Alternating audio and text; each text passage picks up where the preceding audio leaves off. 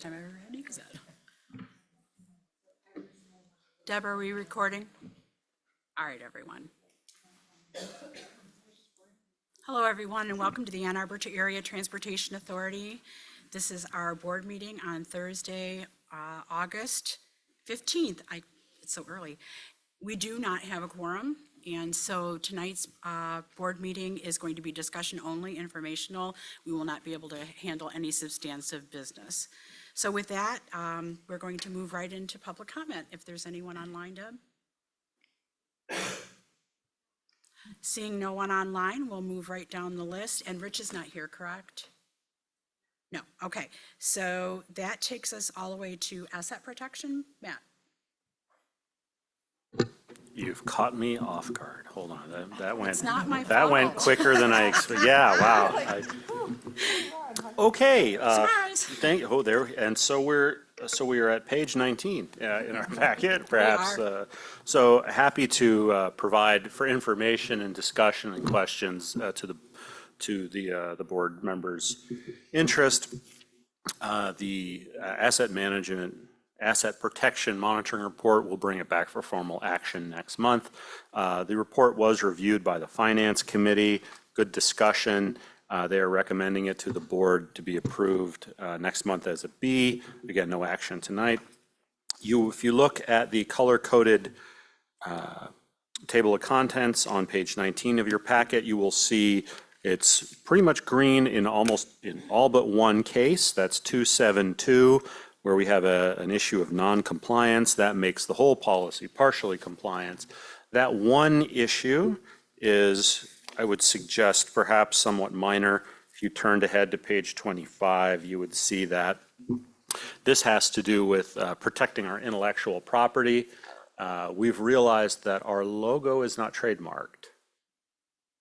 And we're going to fix that. And we're going to fix that as soon as possible, but it will certainly be done by the next monitoring period. It has been 50 years, and it hasn't been an issue, so we think we can probably get by for a few more weeks. Nevertheless, there was a survey comment about that I'll mention. The survey by board members, we had 7 completed. Thank you all very much. You see that beginning on page 37. One issue was about the compliance with the trademark issue. I think they were suggesting they'd like to see something done sooner, but it was not clear to me if they were asking for a monitoring report to be resubmitted sooner to address that, or if they just wanted the action taken before then, which is our intent. There were some additional questions there pertaining to the amount of insurance we carry, and some other questions. Other than that, by and large, board surveys were very positive, and it's green across the board. A couple of wording questions and suggestions there, but otherwise, that is how I will present it to you. Again, the Finance Committee did discuss it, suggested it be, and I'm happy to answer any questions you may have. Sounds good. Does anyone have any questions for Matt? Jesse. Could you speak to the question of the issue of the trademark and the timeline of compliance? I'm going to ask Jeff, I know you and Rosa spoke about this briefly. Did you guys have any particular timeline in mind? We haven't set a timeline yet. I know we've had kind of preliminary discussions on the process to get it done. I know she's out for a little bit. When she comes back, I think we're going to be having a meeting to get the ball actually rolling, but I don't have a tangible timeline for you right now, but sooner rather than later. Any other questions or just comments? wanting to reflect the board member who expressed concern that a year was too long, but I don't know how long it takes for such, to file a copyright. Yeah, and that was the nature of, I think, the comment in the survey. The way I tried to express this at the Finance Committee, I'm not sure I said it very well, was that we'll be happy to report compliance by the next monitoring period, but we're going to take action much sooner. It just didn't seem, I can't call for a additional monitoring report. That's something you guys would do, and this didn't strike me as warranting that. If the board feels otherwise next month, certainly they can ask for it. And as soon as Rosa's back, we'll get the process rolling about actually doing it. I am glad that we found it and that it's just something we'll take care of. Any other questions or comments? All right, seeing none, we'll move on. Dina, you're up with the fiscal year 24 quarterly 3 financial report.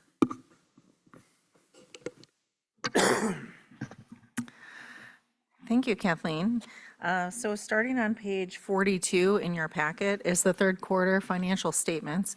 The financial statements were reviewed in detail with the Finance Committee on August 6th. So I will just share a few of the highlights from that meeting that I shared at the Finance Committee meeting. Basically, starting with the income statement on page 43, revenues and expenses are trending a little bit favorable this through third quarter, very similarly to they have been all year. I want to note, though, that the fourth quarter, we do expect an increase in expenses because that's when the new millage services will start this month, later this month. So the budget is straight-lined and actuals will come in a little bit higher in Q4. So some of the progress that we're making in terms of the surplus that we're showing here in the income statement will get diminished in Q4 faster than it did the rest of the year. Generally speaking, some upsides that we're seeing on revenues are for, under other revenues, is interest income. The interest rate market has been favorable this year, and we are earning more on our cash than we expected to at the beginning of the year. So you're seeing overages in budget, and that will stay. So that is a real upside. Fares and contracts are a little bit high as well, and we expect there are some adjustments that are made at the end of the fiscal year. Once those adjustments are made, we expect that that will come closer to budget. So those are the two kind of outliers.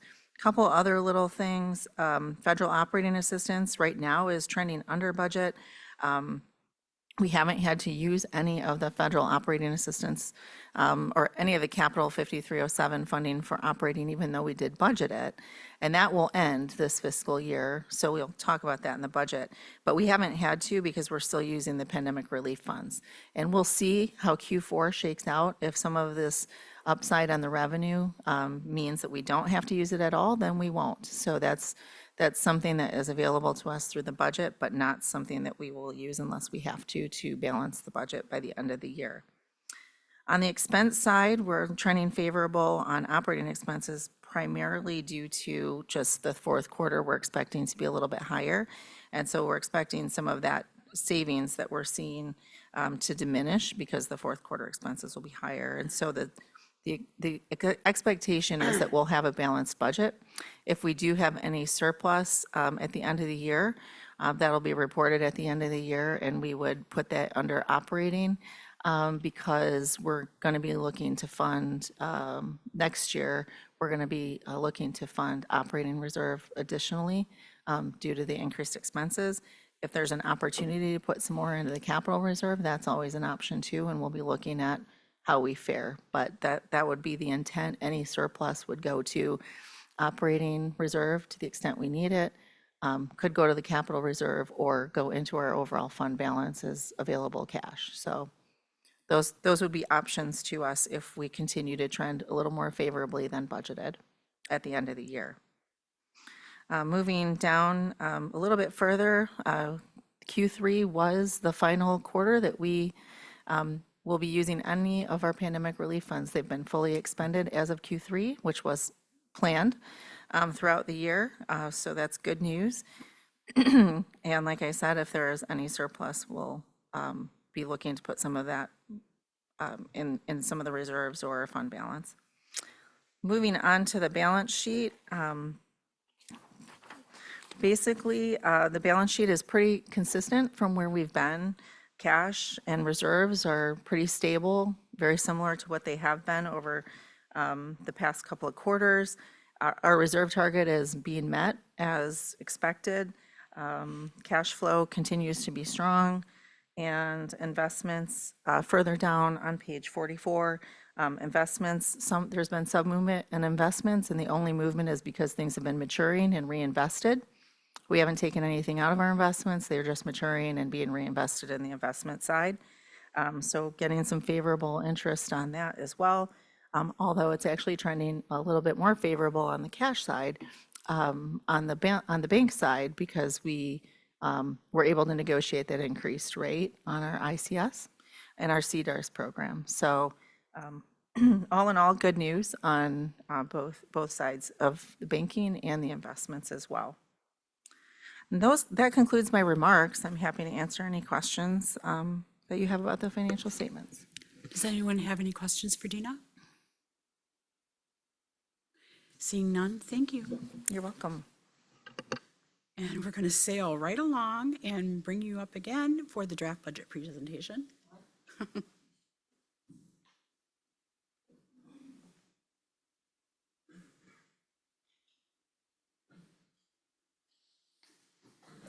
you timing me? Okay. All right.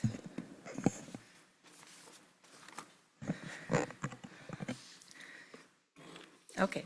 Can you hear me? Okay. All right. All right, so today I'd like to walk you through our draft budget. We are moving along in our budget process here, and the agenda for tonight is to just go over some highlights from the operating budget. We did a pretty detailed review of the operating budget over the last month or so, and last board meeting too. So today I'll be really hitting the highlights on the operating side, let you know how things are going this far in the process, talking in more detail about the capital budget, since we haven't done that yet. And then I've added a section to just talk about the budget summary as a whole and the financial outlook. All of the information that I'm sharing with you tonight is included in your board packet in some form in the draft budget book that was provided with the board materials. So there's nothing new that will be introduced in terms of the numbers, but I want to make sure that we're hitting the highlights and sharing the context in the presentation tonight. So we've talked about this before, but I always want to start the presentations with making sure that everyone's aware that we do focus on aligning our budget with the board's ends. The board policies are where everything starts for us in terms of strategy and approach and how we do things. It just comes down to prioritization and how much progress can we make on each thing throughout the fiscal year. Through the board's we align with the board's policies with the business plan. So the corporate business plan is really the first step in the budgeting process, even though it's not specifically putting the numbers to paper. It's talking about how our strategy, what are we going to do over the next year and next several years to further the board's ends. And then from the business plan comes the budget. That's where we get to execution. So strategic goals, business plan to execution. Execution starts on an annual basis with the budget. And then from there, it's executing the actual, once the budget's approved, it's executing the actual projects that are budgeted for and providing the services that we've promised in the budget. And again, we're aligning with priorities, and these are our priorities in the current year's business plan for fiscal '25. They're the same priorities as they were in '24, but they look a little bit different each year depending on what projects we're doing and what projects we're looking to further. So we're focused on attracting new riders. We're focusing on taking care of the riders that we have and increasing ridership over time. We're also focused on excellence in service delivery and all the work that we do. There's some element of maybe improving a service that we're doing already. And you'll see some of the notes of that as we get into the capital discussion. And then, of course, we're focused on continuous improvement because every year we want to do just a little bit better than we did before, maybe efficiently, maybe adding more service or just doing something, the same thing that we're doing, but doing it more efficiently so we can save money and make the money that we're collecting go further for the public. So with that, we'll get into the more details about the operating and the capital budget. So the highlights of the budget have not changed since the last time we talked, which I think is a good thing. We're focusing on operating at full service levels in fiscal year '25. We have budgeted for, in our draft budget, a full year of the millage services. It's the first full year. This year, we started phasing in some of the services, as we talked about before, but in 2025, you're seeing increases pretty much across the board because we're adding all the additional service that we promised when we went to the public for the millage. We're not anticipating any fare changes, so we're not asking the board to approve anything there. We will be presenting a balanced budget. The draft budget is balanced, and we expect the budget that we present next month to be balanced as well. And our capital project budget, all the projects for fiscal '25 are fully funded, so it's a balanced budget for the capital budget as well. Moving into some highlights about the operating budget. This is something you've seen before, but it's really the true story about what's happening with the operating budget. Our budget is balanced. You can see here the main categories or primary categories of revenues and expenses. And the highlight here is that 85% of our revenue comes from property taxes, which are from the millage, and state operating assistance, which is also called LBO funding. So it's bus operating funding that comes, and it really is a function of what our expenses are. So the state gives us a percentage of our operating expenses in revenues. And for us, it's close to 30%, just over 29% for fiscal year '25. We're pretty confident in that number since the state budget has been approved. So there's less risk in that number now than there was a couple months ago, but we're on track.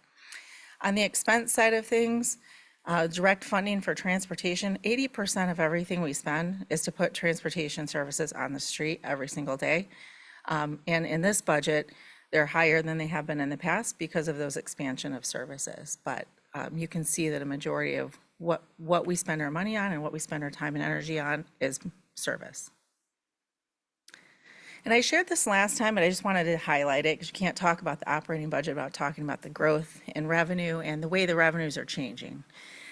So if you looked at the detail of the operating statement, you would see that local property taxes are significantly higher in fiscal 2025 than they were in fiscal 2024 as a direct result of our millage being implemented and operating next year. So we knew ahead of time that pandemic relief funds were going to run out. We knew that we didn't want to continue to use federal operating assistance for operations. We wanted to use that for capital, which is what it's intended for. And we knew we were going to have increased services. So when we set the millage rate, we set it accordingly. And what we're seeing in the 2025 budget is all of that work coming to fruition. So decreases, big increases, but that was all planned and part of our strategy to fund our services for next year and in the future. Additionally, I talked about LBO, but it's important because it's a big part of our funding last time. This is just an excerpt of what I shared at the last board meeting, demonstrating how the 30% works and how it's looked over time. Expenses, as I mentioned, are driven by increased service. This slide is the same one I showed last time, but I thought it was very helpful in kind of illustrating how many lines it affects. So if you were looking at our operating statement in the budget book, you would see that most of our expense lines have increased significantly. That is by design. We've hired additional staff. We have some inflationary factors, of course. But primarily, it's related to the increase in services. The increase in services affects people, it affects fuel, it affects maintenance, it affects, like insurance costs, overhead. It all goes up when you have more people, more buses on the road, more hours of service. So all of those increases combined, that's really what this is illustrated to share. So when you look at the ups and downs in the operating budget, we have increases in revenues, as I just described, increases in expenses to go along with it. And all in all, we're expecting that next year we should be running about a $1.5 million surplus. And as I've mentioned before, that surplus will help us fund our operating reserve requirement. So we'll talk a little bit more about that. I've got a slide a little bit later, and I can talk about that just a little bit. But basically, our operating reserve requirement is 2.5 months of cash on hand. And so we need to fund that as expenses go up. The operating reserve requirement goes up as well. So this will allow us to fund that. And the surplus is exactly where we thought things would be. So if we compared our projections to what we projected during the millage per se, it looks pretty close to the same. So we're right on track of where we thought things would be. So now I want to talk a little bit more about the capital budget. I will pause in case there are questions about the operating budget at this point. That might be a good time. There's always going to be more time later, but if there's anything now, please let me know. Okay, thank you.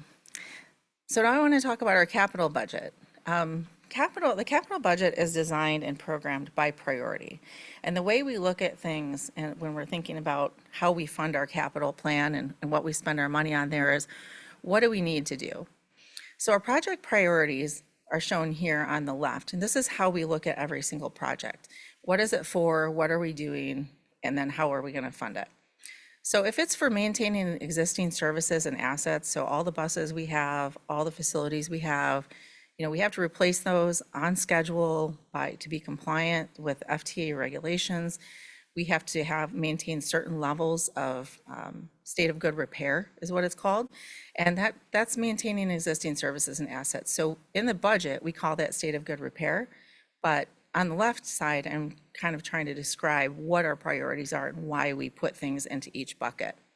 So when we look to try to make things better than they are today, so an improvement, we might be replacing something at the end of its useful life, but we want to make an improvement to it, or we just want to do something different that improves something we already have. We call that value added. Doing more things, so doing things differently or expanding significantly, we call that expansion of services.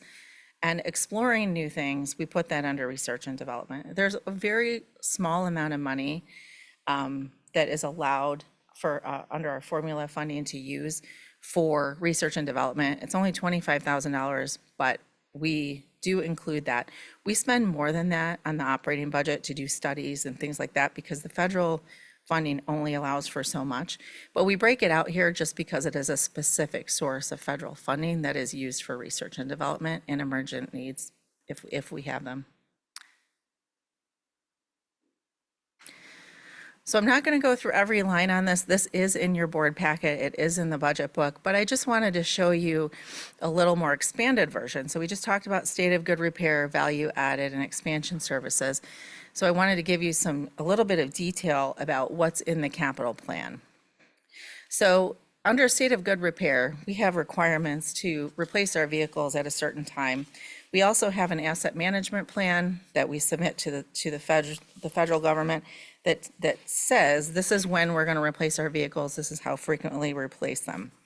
So in our capital budget for next year, we are replacing 10 vehicles as part of our plan. We typically replace 8 to 10 annually. And next year for fiscal 2025, the buses are already ordered. They'll be here in November. They're going to be diesel buses because we didn't have the funding to order the lower zero emissions bus yet. We do have it now, but it's going to take some time to get those buses in. And in the meantime, we have to maintain our state of good repair. We can't just postpone all of our purchases for a later time. Plus, we want to make sure that we're not put in a position where if we buy too many buses in any one fiscal year, 12 or 13 years down the road, when we have to replace them, we may not have the same funding. So we have to be careful about replacing too many at one time. So we have it kind of spread evenly over time for budgeting purposes and relationship to the budgeting or the financial revenue that we get from the federal government. Also, a big element of our state of good repair for fiscal 2025 is existing facilities. And that is specifically replacing a majority of that, almost all of it, is replacing the roof and HVAC system for the maintenance area, a big portion of the building at 2700. That was actually budgeted in fiscal year 2024, but due to contractors and delays in getting materials and things like that, we've had to we're working on it, but it's not going to be actually spent until 2025. So we're essentially rolling that over into 2025. On the value added side, the biggest increase there is technology upgrades. That is actually a project that we're looking at right now to determine if it really belongs under value added. It's sort of a replacement. There's a value added component to it, but what it is our CAD AVL system, or the system that runs all of our buses. So like the location services and all of that, that's part of that value added. And we're coming to the end of the useful life on that software. It's a big system. It's going to have to be replaced. That's only a partial for fiscal '25. And we're going to be relooking at the timing of that and the category. But ultimately, there will be some money budgeted for that because that's going to need to be replaced, and we're starting that process next year. I'm going to kind of skip over research and development because we talked about that already, but expansion is the YTC, the BTC, bus rapid transit, other things that we're looking to do. Most of the money under expansion right now is planning and design, and we have all of the funding for everything in that category right now. As we move further along, and we think about our funding, that's where the expansion services are kind of lowest in priority. Not because they're not important, but because we have requirements to maintain state of good repair first. And that's, that we have to take care of the things we have before we buy new things. However, we have plans in place and some funding available for construction of the YTC, which you're all aware of, and we'll be continuing to seek additional funding to fill out the full construction on that. In terms of funding, I just talked a little bit about that, but for fiscal 2025, it's basically 80% federal and 20% state. So for all the federal money that we get under formula, or even in most cases discretionary funding, the federal government usually gives us around 80%, or they always give us 80% when it comes to 5307, which is our formula funding. We have to come up with 20% local share. In the state of Michigan, Michigan funds that for us, so we don't actually have to come up with it here locally in Ann Arbor necessarily. So for all of our projects next year, we either have earmarks or federal funding or state funding. We won't be using any capital, we won't be asking to use any capital reserve because we can fund everything with the funding that we have. That will come later probably as we look at future projects. But for right now, that's how we're planning to fund our capital plan for 2025. And I just mentioned that we're fully funded with a caveat of 1 year, but I wanted to share this because if you look at the duration of all of our projects in our capital plan goes closer to 400 million if you look out 10 years. And of that program, 33% is still unfunded. So kind of the lower right-hand corner of the slide, you can see unidentified funding percentage. In fiscal 2025, as I said, it's 0. But as you look further out, we do not have enough funding to fund all the projects in our capital plan. Our plan for that is to continue to seek additional discretionary funding, use our formula funding to the extent available. We have gotten new discretionary funding recently, and we have programmed that into the budget. That's the Low-No grant. So we are programming that in. As you might remember, though, the buses went up significantly in cost because of the types of buses that we're buying, but it will free up some of that 5307 and further that along. So as we're programming that in and re-looking at the cost of projects, we'll keep an eye on that unfunded, and we'll keep an eye on the timing of the unfunded when we look at the more detailed capital plan, so that we can focus on trying to fund the projects that are coming sooner. And then I just mentioned capital reserve, so I want to just kind of close out the capital section by talking about that just a little bit. So we've been able to build up a little bit of reserve funds, and there's a couple different great reasons or purposes for that funding. As most recently, we used the capital reserve fund as an opportunity to apply for a large discretionary grant for low and no emissions buses. And what the capital reserve allowed us to do was to say, if you give us the 80%, we know we have to come up with 20% local share. We're not 100% sure that we can get all 20% from the state because that's a lot of extra money.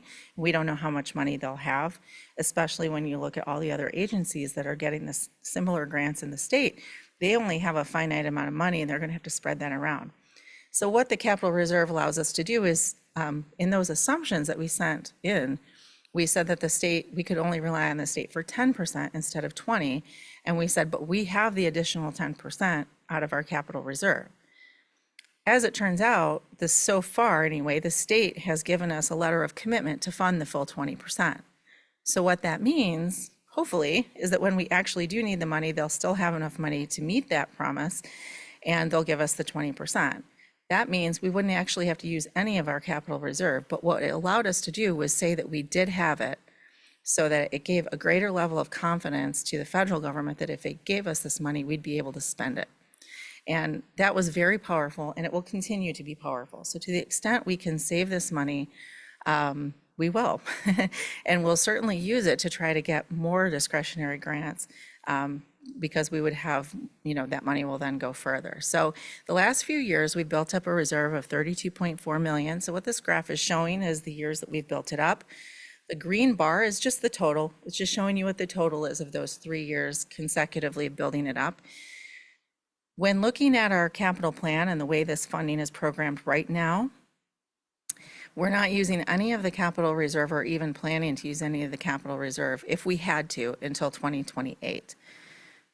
If we programmed all of the capital reserve with only the funding we know we have today, we would use all of that capital reserve by 2029 to fund our projects, because ideally we would just use that money to fund the YTC, for instance, if it's not fully funded. However, our real plan is to continue to use, to hold this money in reserve as long as we can, only use it to the extent that we can't get other funding. We've been successful recently, and we're very happy and grateful to, to get the big grant that we just got. But the next item on our agenda is to continue pursuing funding for the YTC. We're heading heavy into planning and design. We've got $7.3 million for that project right now. It will fund part of construction, but you can't build part of a building or part of a site. So we have a little bit of ways to go to get that project fully funded, but we're gonna have the opportunity to say, look, we have funding to finish that project either way if we wanted to use it for that. But, and that is how it's programmed in the capital plan. But ideally, over the next couple of years, our goal would be to continue to pursue other sources of funding for that and be able to make this reserve last a lot longer. So that kind of concludes my discussion of the capital plan specifically. I've got a summary section here with a financial outlook, but if there are any questions about anything I just mentioned, I'll pause here.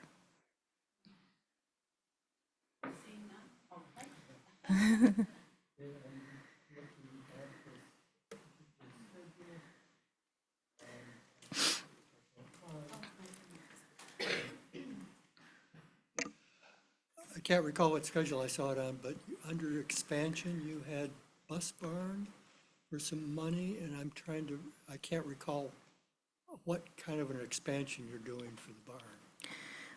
I'm assuming that you're talking about further out in the capital plan and not for 2025.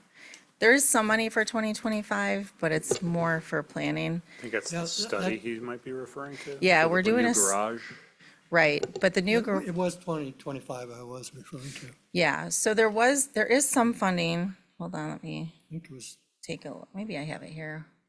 I'll just go back a couple slides. I'm sure it's here.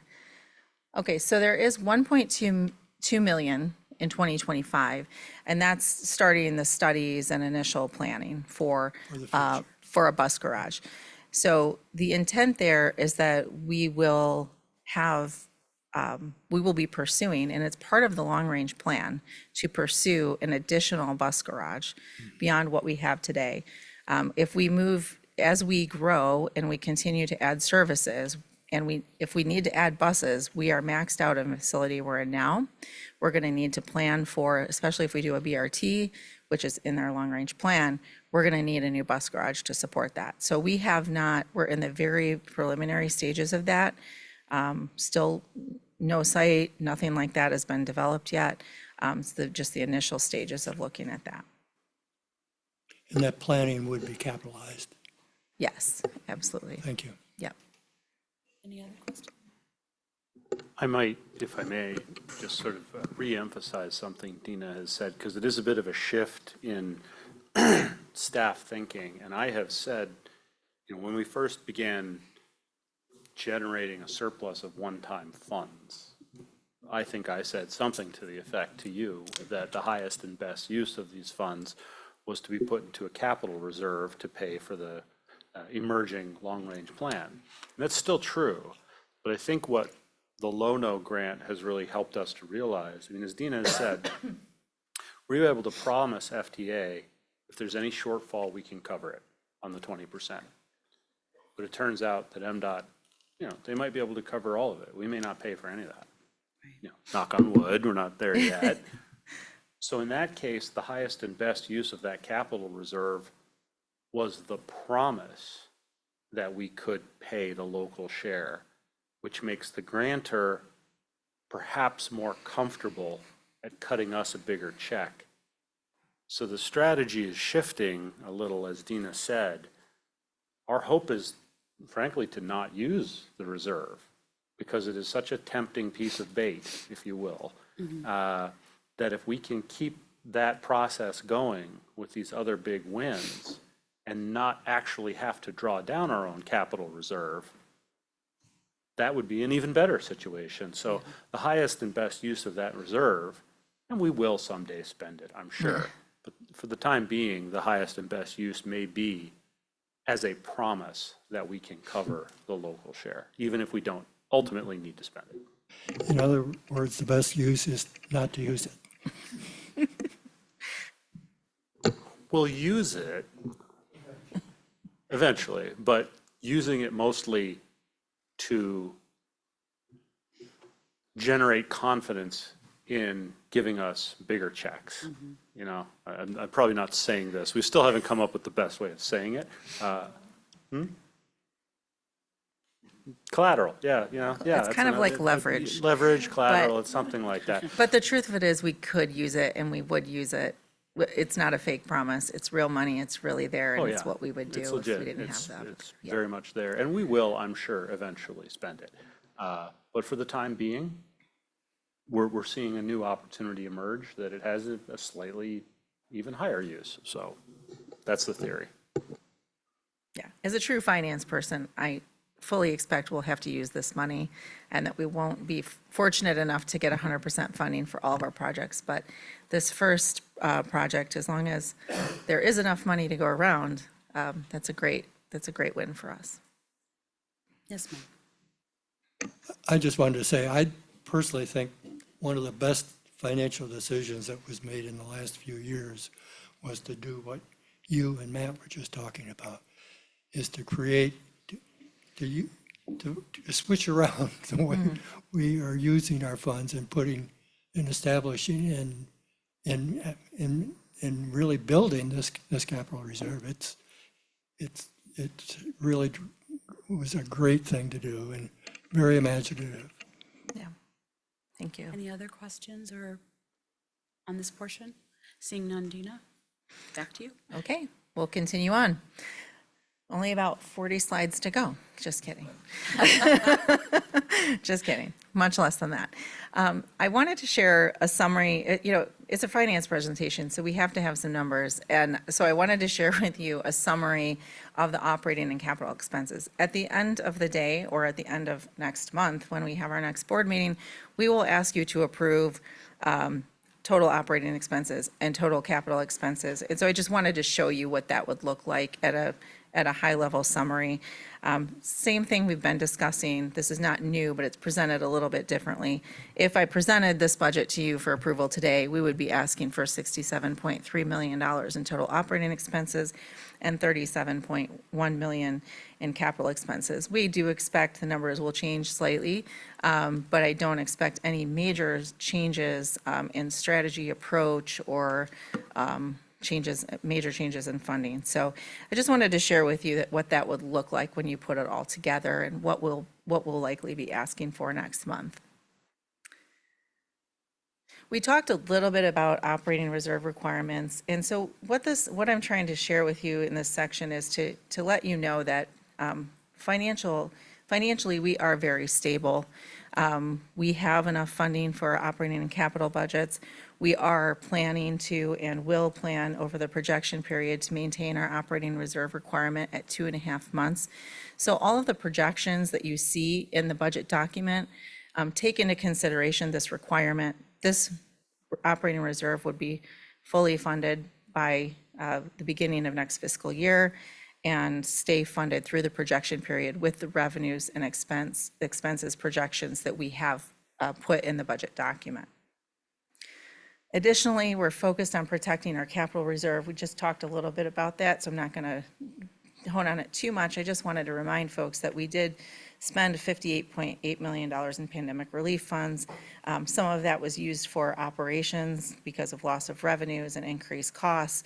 But a big portion of that was able to be put into a capital reserve, and that's what we're looking to protect. But that makes us very stable as an agency in terms of looking at how we're going to fund our future capital program.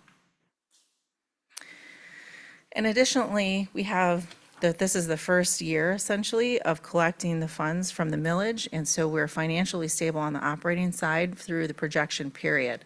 Just wanted to share this slide. This is in your budget document, but it's kind of interesting to see a few different things here. One thing is that, in the past, this agency did have some deficit years. During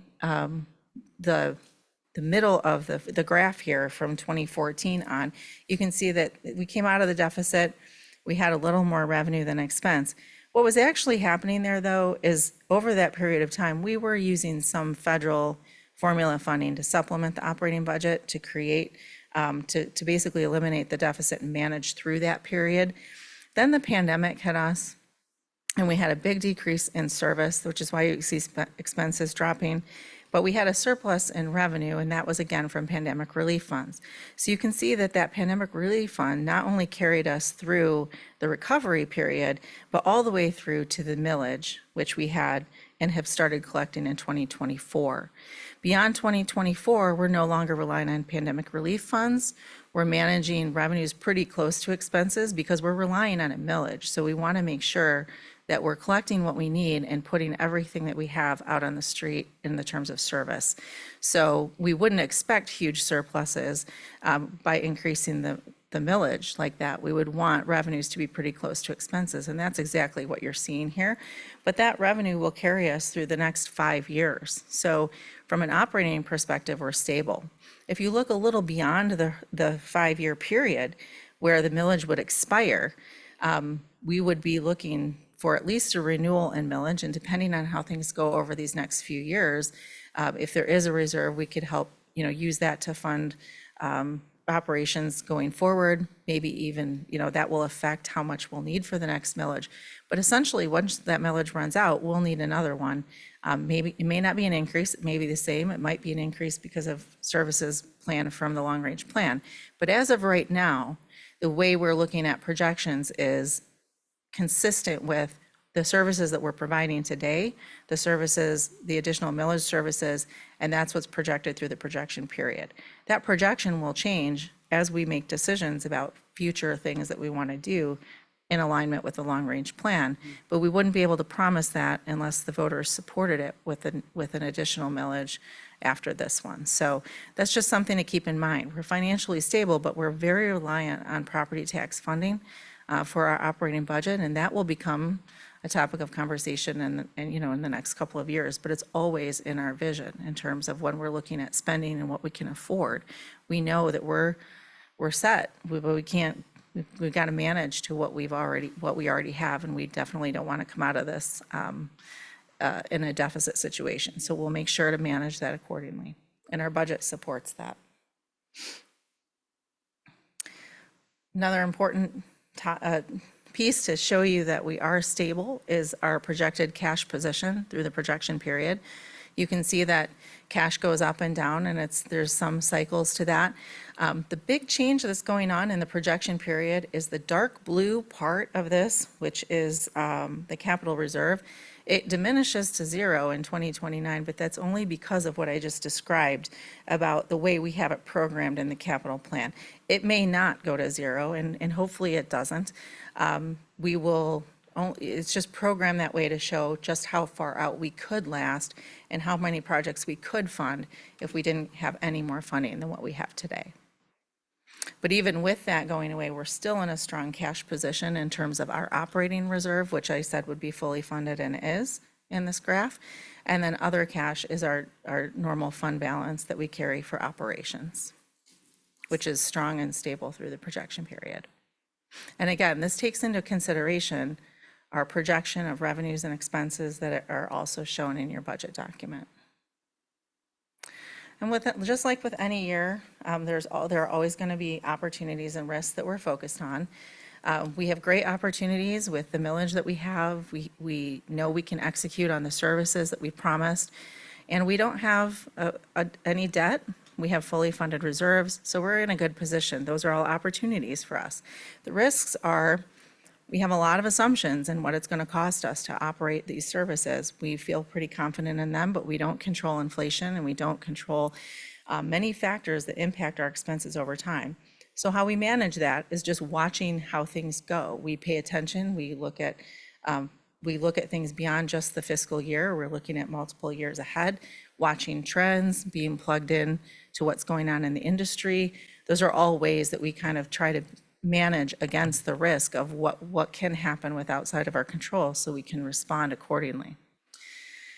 We also are concerned a little bit about federal funding for capital. So we've talked about the pandemic relief funds. If you remember, that came from the IIJA bill, which is the current bill that we're under right now. That bill runs out in a couple of years. You might remember a couple years ago us talking about a 30% increase in capital funding from our formula funds. That was also a part of IIJA. So when IIJA expires naturally in a couple of years, that 30% increase that went into the funding, that went into the pot to distribute through formula funds may or may not continue. We just don't know what levels will be funded in the next bills. And historically, if that 30% goes away, historically, our formula funding was closer to like 8 or 9 million. It went up to 10, 11, and 12 million during the period because of the IIJA, that 30%. If that goes away and they go back to what the previous levels of funding were, we could see a decrease in our formula funding. So we do not, in our projections, we do not have the 30% built in long-term, but we don't know what will happen. So we're being conservative in our projections by not including it. To the extent that we, get more funding than that, we would certainly build that in. But as I mentioned, that is one of those things that's out of our control and we're being cautious about. And we're in a presidential election year. So we know we're going to have a different administration next year. We don't know how different it's going to be or what the next administration will do or what their focuses will be. So that will definitely impact one way or another what those bills will look like going forward and how much funding will be going to transportation and transit. So we'll be watching that just along with everyone else and just trying to be very prudent with all the resources we have in preparation for what may come. So the conclusion of our budget is, as I mentioned earlier in this presentation, that we're funding our full millage.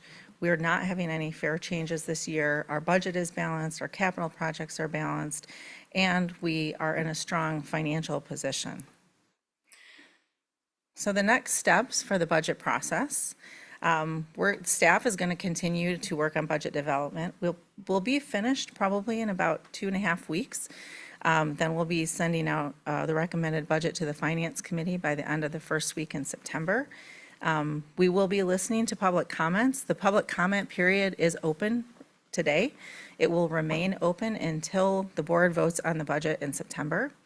And we will have our official public hearing for the budget as part of right after our presentation, I think, at the board meeting, but before the board votes. So the public has an opportunity to speak at any board meeting. There are opportunities for them to reach out to us directly. Our budget is available for public inspection at our front desk at 2700. It's on our website. All of those things are still out there and available for public comment anytime. And there will, like I said, be the official public comment period at the board meeting in September. We're also going to be reviewing our next budget, the recommended budget, with board members through committee. So the board members will see the budget as it develops again from now and for the next month. And then we're going to present a recommended budget for approval on September 19th, 2024. Just wanted to show everyone, this is what the website looks like, and this is where you can find the budget. The draft budget is out there now. Like I said, there's another copy of it available for inspection and open for comments and questions from now until the budget gets approved. And with that, that closes my comments and presentation this evening, but I'm happy to answer any follow-up questions now or anytime throughout the rest of the budget process. Do we have any questions? Go ahead, Mike. Dana, I believe you said during the last Finance Committee meeting that you didn't expect any significant changes in the budget from what we are seeing this month compared with what we're going to see next month. Is that still the case? That is still the case. I will say, just in the past week, I've noticed a few changes that we need to make in the capital plan. I do expect any changes related specifically to the FY 2025 budget would probably be a decrease. So just basically looking at phasing and making sure we're funding things according to when we can actually accomplish the capital plan, the projects. There's been a few things, and I'm just looking at that. So I think we're reviewing that, but I don't expect the philosophy, the funding, the revenues are coming in strong initially.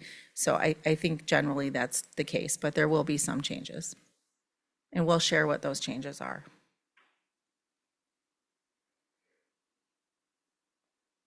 Any, Jesse? Sorry, I was making sure Mike was done.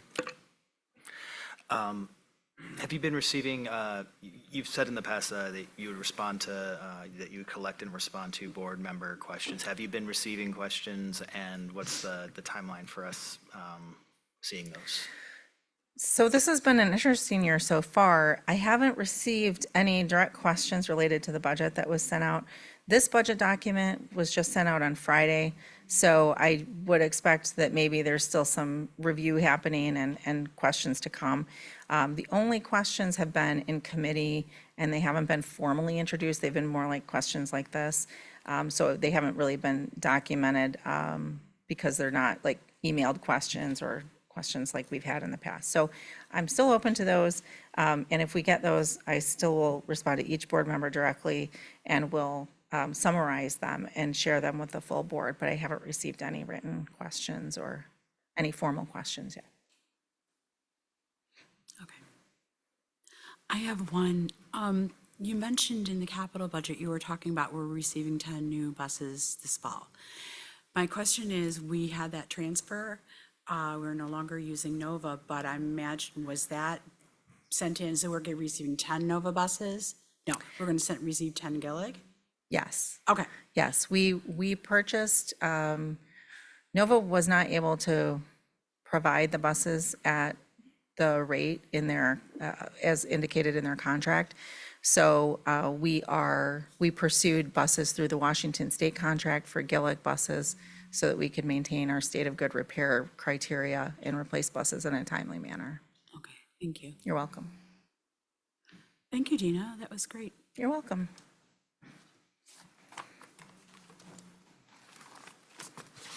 And now we'll move on to Falls on Buses, Ms. Yvette Washington.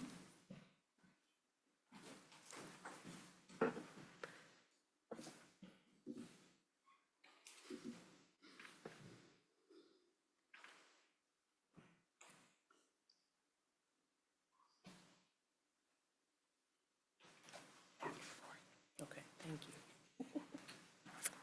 All right, thank you. Hello, everybody.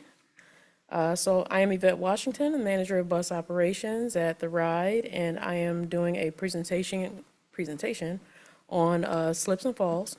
So this presentation is in the board packet, and I'm going to go through falls that we've had from the period of May of 2022 until June of 2024.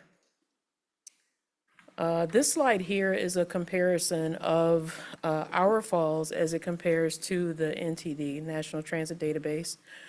So in the green is AATA. And so this is showing that we have one fall per 16,750 revenue miles, as compared to the NTD that has reported one fall to 2,183 miles. So our percentage of falls is much better in comparison to the National Transit Database. This slide here is a graph that shows the number of falls per boardings that we experience internally at AATA. So on the left side is the number of boardings, and the orange bar represents the boardings. So we'll see at May of 2022, we had approximately 250,000 boardings, and we only had 2 falls in that month. And so the graph proceeds. As you see, our boardings increase. As September of 22, for example, boardings reached over 400,000. Our slip and falls were at 16. So this progresses all the way through June of 2024.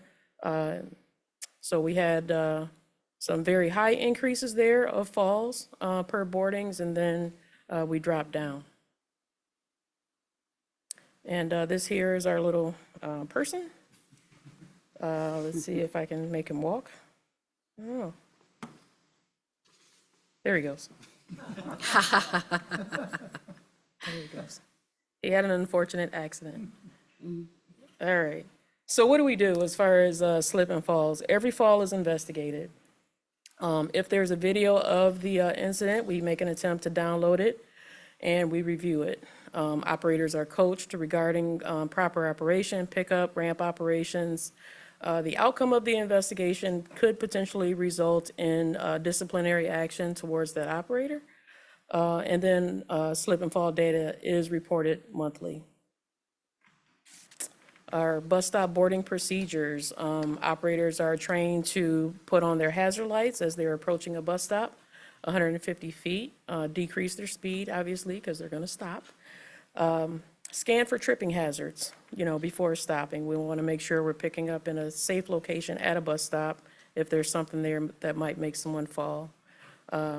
Check for passenger standing. If someone gets on the bus and chooses to stand, we want to caution them to, remain seated before we come to a complete stop, that sort of thing. And if they are standing, to hold on. And then when we do stop, that the bus is positioned 6 to 12 inches away from the curb, and that we make a smooth stop. Our procedures for boarding customers: before opening the front door, lower the kneeler, leave it lowered until passengers have boarded the bus and that they are seated. As the doors are opening, the MCO should remind passengers to watch their steps. This here, boarding physically challenged passengers. This is a direct quote from our personnel procedures manual. The operator must wait to move until all passengers, the operator must wait to move until all seniors, persons with disabilities, pregnant women, persons carrying children or packages, persons with a walker or a cane, and any other person who appear incapable of seating themselves while the bus is in motion are seated. So what are we doing with all that information? We started a Kneel It and Wait campaign. The Kneel It and Wait campaign is an encouragement for our operators to kneel the bus before opening the doors, and then kneel the bus every time that the doors are opened. Wait until passengers are seated before pulling off. If a passenger chooses to stand, again, make sure they are holding on to the stanchions. After 90 days, the intention is for this campaign that the data that we have collected is then reviewed. This is the form that we are using for this campaign. So our bus operations road supervisors, they complete operator ride-alongs using this form. On the form, we'll complete, the operator's name, what bus number, what route this is, and that sort of thing. But highlighted in blue there, if you can see that on the form, is we are specifically looking to capture whether or not the operator waited until the passenger was seated, and did they kneel the bus before that passenger got on the bus. At the end of that observation, the road supervisor makes contact with that operator, explains the purpose of the Kneel It and Wait campaign, that we want to try to avoid slip and falls. These numbers here are just the raw data of what our falls are, but it doesn't capture whether or not the operator was at fault. So our point in this campaign is to do what we can, what we can do, the variable that we can control is if somebody's gonna fall, let's try to prevent it by kneeling the bus. Let's wait until they're completely seated and give them that grace period. And it's an opportunity to give good customer service. Oh, okay, I'm done already. Any questions? Any questions from the board? Jesse, then Mike. Yes. Is there any correlation between the implementation of this procedure with, are you going to be monitoring like effects on on-time performance and whether, because I recall in previous, when we were talking about how to create faster service, a lot of time, most of the time that we could recapture is the bus stopped waiting for passengers. So I was wondering what kind of effect this might have if drivers will be taking, allowing more time for people to sit as opposed to just waiting for them to board and then taking off. Yeah, so that's going to be something that we look into as we get further into this campaign. It could be weather conditions that's a factor to someone falling. Is the floor slippery? That kind of thing. So we'll look more into those kind of things because it's not always, again, the fault of the operator. There's other outside circumstances. Thank you. Mike? Thank you, Yvette. This was a very interesting presentation. I just had one question, and that had to do with your very first chart, which was very impressive, the number of falls per revenue miles, where we look very favorable compared with the industry. But it wasn't clear to me what time period this covered. Was this 1 year, 10 years? Is this what was the time period? That's an excellent question. I will try to get that information, and I don't know that I know that right now, but that's a very excellent question. I'll try to get that and give you an answer. Thank you. Julie, anything? No? Thank you so much. All right, thank you.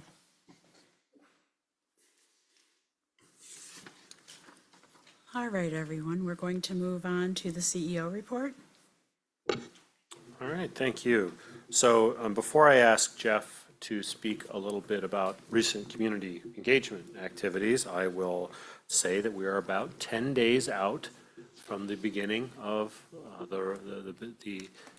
the end of the beginning, the rollout of the rest of our millage services that we brought to the community in August of 2022, and they voted supported that millage.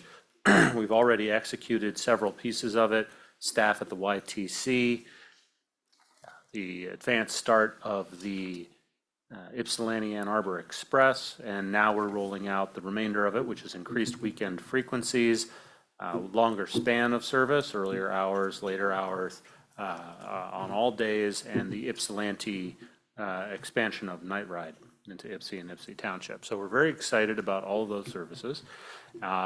So far, so good. I think I sent out a notice to board members a little while ago saying that, due to staff attrition, particularly loss of some bus drivers that we hadn't been expecting, we're very closely monitoring our staff manpower, staff power, if you will. Didn't mean to gender that, sorry, to our ability to do it. And so far, we're okay. We do expect to be expending more on overtime. That's normal in these circumstances. We have, I think, two classes of bus drivers coming up. I know one's seated now, sort of expediting some of that to the extent we can to get that back under control. So far, so good, but still sort of making sure any other shoes don't drop there. But we're pretty confident. I know Yvette and her team are doing a lot, and I want to say thank you to her, keeping everybody comfortable back there. There's been a lot of changes for the drivers with the shifts that they have available to pick. Some of them are working weekends, for example, or find themselves having to choose something that will require them to work on weekends where they've managed to not have to do that in some time. So it's having an effect internally within the workforce, but Yvette and her team, I think, are managing and keeping everyone reasonably on board and happy. So we owe her and her team a lot of thank you. So with that, I'll ask Jeff to weigh in on some of the goodwill we're building out there. Sure, thanks, Matt. In the CEO report under the operational updates, we do have a community engagement section. Just wanted to highlight a couple of the things we're doing with community engagement and then put a plug in for some future engagement opportunities. First of which, I think there's 2 weekends left for the summer games, which is the partnership we have with the Ann Arbor District Library and the Ypsilanti District Library, where we provide free weekend rides for those who show a valid library card. The end date on that is August 25th. I think it was last week at this point, we participated in an event with the Ypsilanti Community Schools at Ypsilanti Community High School. It was a Touch a Truck event. We had one of our buses on premises and was a really good opportunity. It was mainly geared towards children, but probably over 250 kids placed at Ypsilanti Community High School. They were able to come check out the bus, talk to us a little bit. Ken Worth, one of the MCOs, was there, and he was great explaining things to the kids. There's also a fire truck, tow truck, so really great opportunity. I think we handed out over 250 squishy buses, so that was a huge hit for kids and parents alike. And then next Saturday, we're going to be in Ypsilanti at the Park Ridge Summer Festival. So really just making sure we're out there in the community, continuing to not only let folks know we're here, but continue to build that goodwill. And then Matt, if I may put in a social media plug, I know I'd mentioned previously to the board, we're kind of revamping our social and having some fun with our content. Our department's intern Haley put together a cool little 15-second video spoof with our bus wash. Had a bus go through one of the washes and with I think the song Working at the Car Wash to it. So you'll see more of that in our social. Again, I think it got tremendous positive interaction with the public. So I think you'll see more things like that, and we might even drag Matt into some content as well. Are you going to wash Matt? She actually did get soaked during the making of the video, but I told her, I think it's a Spielberg quote, it's pain is temporary, film lasts forever, so it was really good. And Jeff, I think, charmed everyone with that story, and I think it was at the Touch a Truck, the driver stepped away from the bus, and one of the kids got on and laid on the horn and just spooked everybody in. So yeah, these are acceptable costs when finally connecting with the community. Thank you, Jeff, to you and your team. And then one last thing that's not in here kind of happened just as this went to press, not us related, but sort of in the immediate area. Our sister agency in Metro Detroit, we have 2, SMART and DDOT. SMART, Suburban Mobility Authority for Regional Transit, mouthfuls, obviously the metropolitan area. They finally got a union contract settled. They had been without a contract for 2 years. And ultimately sort of came down to active picketing in front of the Buell building where their offices are in downtown Detroit, which got picked up on the local TV news. I don't know if that was just coincidental, but a few days later they finally came to terms that were accepted by both parties. And it's interesting to me, our contract, you may recall our contract, we brought it in early 23 or 22, do you know? It was 22. And at that point, I think the writing was already kind of on the wall about labor shortage, but it hadn't gotten really bad. So we made a number of, I think, generous changes in the contract. We had traditionally been one of the highest paying hourly rates for bus drivers in the state of Michigan. We knew going in, that's where we've been for some time. It proved very helpful over the ensuing couple of years, because when other agencies were not able to continue to provide full services, we at least were able to do that. It now looks, from what I've seen reported, that SMART has basically had to come up to roughly the same pay level we are, or maybe a little more. So that's a big step. The agencies in Metro Detroit have, if we're paying 28, they've usually been paying like 22 an hour. So there's been a significant difference between the wage rates there. Partially, we don't have a defined pension system, and I think they may have some legacy costs that are similar there. But they're having to come up to that level, which on one hand, good and bad, depending on your point of view at it, but also gives me some confidence that, okay, the decision we made in 2022, maybe we were early, but we weren't wrong. So sort of see the market coming towards us, which is reassuring. So with that, happy to answer any questions that may be about the CEO report. Any questions? No, Matt, I think we're good. Thank you. Before we move on to action item recap, I was remiss at the beginning of the meeting to make a general announcement. I want to thank Chris Allen and Mike Alamang. They are going to be the two seated members of the new Auditor Procurement Task Force, and I just wanted to make sure that got it in the minutes and to thank them for their volunteerism. That will take us on to the action item recap. That would be Matt and Deb. Well, officially, there are no action items. Oh, that's true. But I will say that the consent agenda, the approval of the monitoring report, and the public hearing will all be brought forward, I think, into your September agendas. At least that's what our records are going to reflect. The board can make its decision in the future on all of those items. Okay, sounds good. Topics for next meeting will include those, as well as the treatment of staff, fair policy, financial planning and budgeting, and it's going to be a jam-packed evening. So we'll do our best when we're working on the agenda next week to try to shorten that up a little bit so it's not so egregious. Is there anybody online, Deb, for public comment? Oh, interesting. Well, that's wonderful, and I can't ask for a motion to adjourn, so get out of here, everybody. Way to end the meeting. Bye-bye. See ya. Not even